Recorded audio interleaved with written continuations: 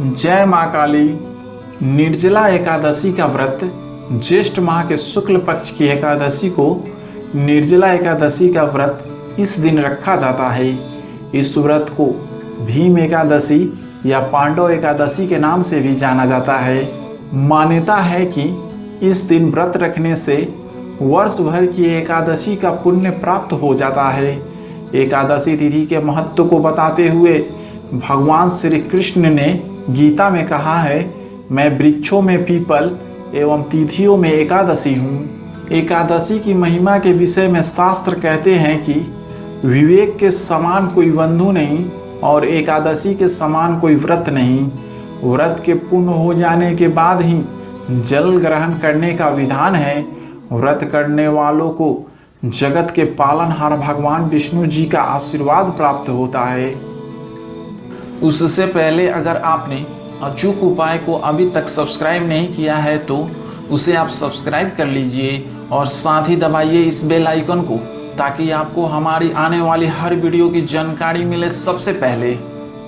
धार्मिक मान्यता के अनुसार कहा जाता है कि जो व्यक्ति सच्चे मन के साथ इस व्रत को करता है उसे समस्त एकादशी व्रत में मिलने वाला पुण्य प्राप्त होता है।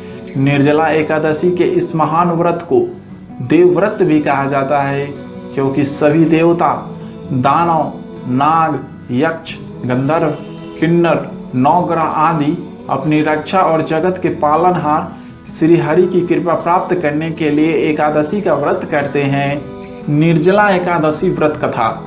पौराणिक कथा के अनुसार महाभारत काल के समय एक बार पांडव पुत्र भीम ने महर्षि वेदव्यास जी से पूछा, हे परम आदरणीय मुनिवर, मेरे परिवार के सभी लोग एकादशी व्रत करते हैं और मुझे भी व्रत करने के लिए कहते हैं, लेकिन मैं भूखा नहीं रह सकता।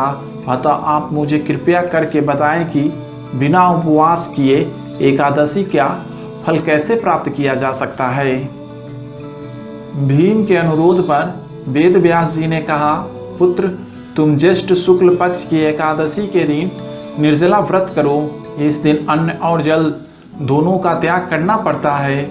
जो भी मनुष्य एकादशी तिथि के सूर्योदय से द्वादशी तिथि के सूर्योदय तक बिना पानी पिए रहता है और सच्ची श्रद्धा से निर्जला व्रत का पालन करता है, उसे साल में जितनी एकादशी आती है उन सब एकादशी का फल इस एक एकादशी के व्रत करने से मिल जाता है।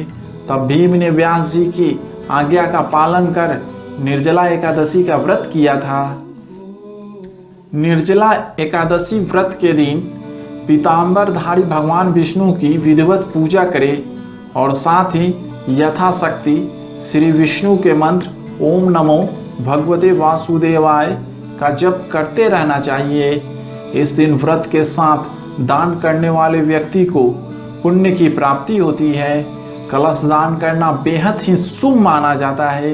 इससे व्यक्ति को सुख जीवन और दीर्घ आयु की प्राप्ति होती है।